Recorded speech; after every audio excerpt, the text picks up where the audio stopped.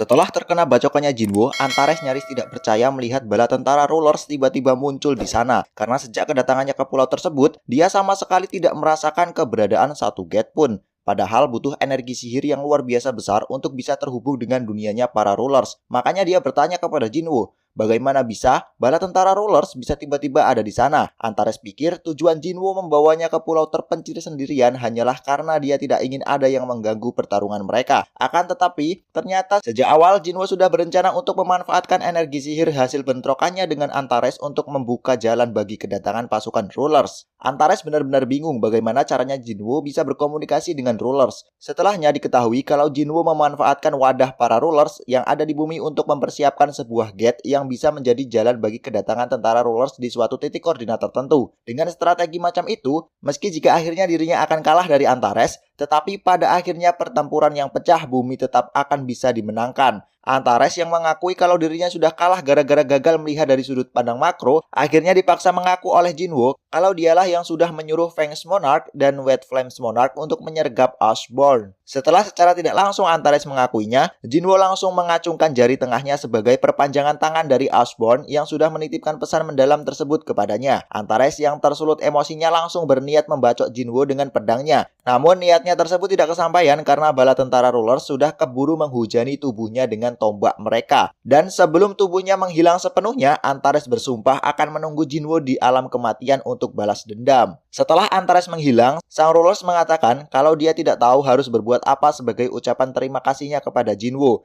Jinwo bilang satu-satunya yang dia inginkan adalah agar Cup of Reincarnation digunakan kembali untuk memutar waktu ke 10 tahun yang lalu. Sang Rulers kemudian mengingatkan Jinwo jika Cup of Reincarnation digunakan lagi, maka para monark tidak hanya akan kembali hidup, tetapi mereka juga akan mengingat semua kejadian sebelum mereka mati. Namun keputusan Jinwo sudah bulat, dia yakin akan bisa menghandle mereka semua sendirian di celah antar dimensi, sehingga dia meminta para Rulers untuk tidak mengirimkan Gate dan monster lagi ke bumi setelah waktu diputar mundur. Sang Rulers jelas tidak mengerti kenapa Jinwo mau-maunya memikul beban seberat itu sendirian. Padahal sepanjang penggunaan Cup of Reincarnation, baru kali ini para monark bisa dibinasakan. Oleh karena Jinwo ingin menghidupkan kembali semua orang yang tewas sepanjang pertempuran ini, Jinwo tidak peduli jika semua orang akan melupakan momen bersejarah yang seharusnya berakhir dan bisa menjadi momen di mana dirinya bakalan dikenang sebagai seorang pahlawan.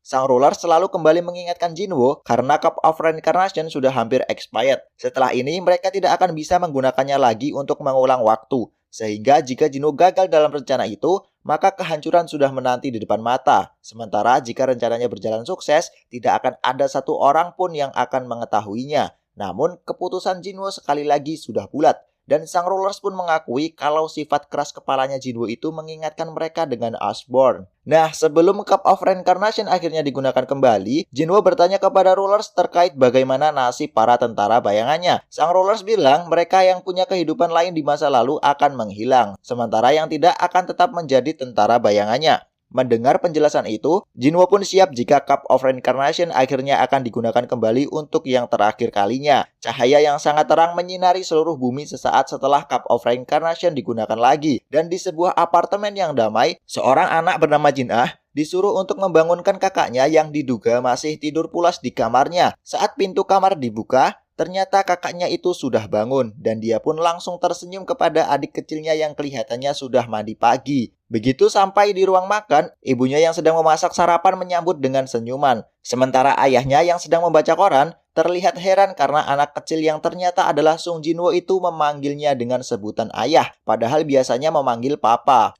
Seolah semua yang terjadi hanyalah sebuah mimpi buruk dari seorang anak SMP, keluarga Jinwo benar-benar kembali seperti sebelum Gate muncul. Mimpi buruk Jinwo sudah berakhir, dan sekarang Jinwo bisa berkumpul kembali dengan adiknya yang cerewet, ibunya yang sehat, dan ayahnya yang tidak menghilang. Ini adalah kesempatan terakhir bagi Jinwo untuk memperbaiki semuanya. Semua kesempatan yang tidak akan pernah ia sia-siakan dan untuk menulis ulang kisah hidupnya kembali. Meski di dalam hati dia tahu kalau di langit ada para monark yang sedang mempersiapkan jutaan Gate untuk menyerang bumi. Tetapi Jinwo versi remaja ini ingin menikmati setiap detik masa remajanya yang dulu sempat hilang sebagai hadiah untuk dirinya sendiri. Namun setelah puas menikmati kehidupannya yang damai itu, Jinwo menulis surat untuk keluarganya dan pergi ke suatu tempat yang sangat sunyi untuk menghabisi pasukan para monark itu sebelum rencana mereka menginvasi bumi terrealisasi. Berkat bantuan Beru dan Belion, Jinwo berhasil mengalahkan para monark dan membunuh Monarch of Transfiguration yang merupakan pusat dari semua rencana.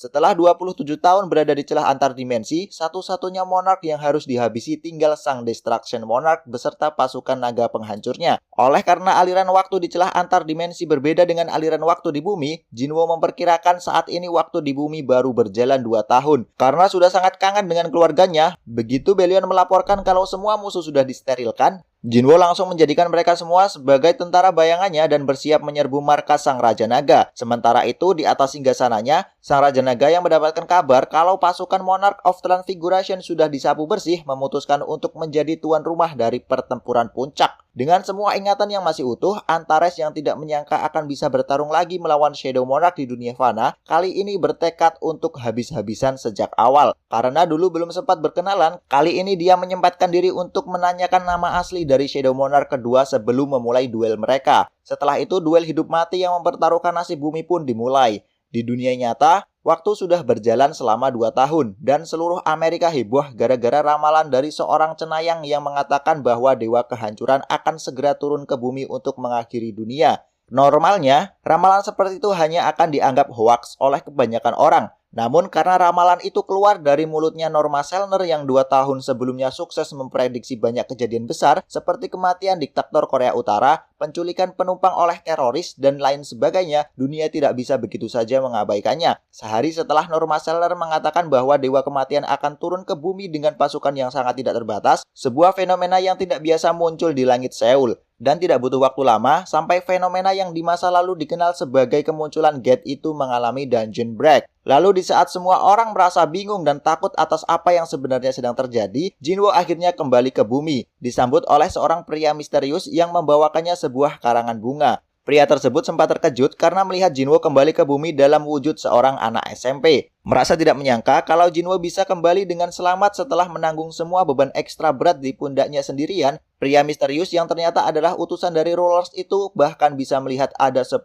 pasukan yang kini bersemayam di dalam bayangannya Jinwo. Oleh karena Rulers punya pesan yang cukup banyak untuk disampaikan, keduanya pun pindah ke tempat yang lebih nyaman sesuai dengan rekomendasinya Jinwo. Lalu sambil menyantap 3 ember es krim, Jinwo mulai mendengarkan pesan yang ingin Rulers sampaikan kepadanya. Menurut sang utusan Rulers, bumi yang saat ini tidak memiliki energi sihir bisa hancur akibat keberadaan Jinwo yang memiliki energi sihir yang sangat luar biasa. Maka dari itu, Rulers menawarkan relokasi bagi Jinwo agar bisa tinggal tanpa membahayakan ekosistem yang ada. Menurut Jinwo, ada opsi lain yang mungkin bisa mereka ambil, yaitu dengan menyegel seluruh kekuatannya. Namun, Jinwo merasa itu mungkin hanyalah alasan Rulers untuk menyingkirkannya karena takut akan kekuatan yang dia miliki saat ini. Karena takut Jinwo salah paham, sang pembawa pesan buru-buru menunjukkan video ramalannya Norma Selner di HP yang dia bawa. Menurutnya, Norma Selner bisa mendapatkan kemampuan itu karena ada Jinwo di bumi. Buktinya, sejak Cup of Reincarnation digunakan lagi dan Jinwo kembali ke bumi 2 tahun lalu, Norma Selner jadi mendapatkan wangsit yang dapat meramalkan apapun. Jinwo yang masih bingung harus berbuat apa, kemudian meminta utusan Rulers itu untuk membicarakan masalah tersebut lain waktu saja. Setelah utusan Rulers pergi, Jinwo mulai merenung. Semua organisme pasti memiliki tujuan untuk kehidupannya, termasuk dirinya yang kini mewarisi kekuatan Shadow Monarch yang berhasil menghentikan siklus pertempuran abadi antara Monarch versus Rulers. Namun kekuatan besar yang sudah selesai dengan tugasnya itu sama seperti energi sihir yang sudah mencapai masa kadaluarsanya. Jinwo lalu berpikir apakah keberadaannya yang memiliki kekuatan maha dahsyat saat ini memang sudah tidak dibutuhkan oleh dunia lagi. Saat sedang bimbang itulah, tiba-tiba sesosok wanita cantik terlihat sekilas berjalan di depan toko. Merasa kenal dengannya, Jinwo buru-buru keluar dari dalam toko untuk mengejarnya. Dan benar saja, wanita cantik yang mempunyai hidung yang sangat sensitif itu adalah Cha Hai-in. Salah satu dari sekian banyak alasan baginya untuk terus hidup dan tetap tinggal di bumi.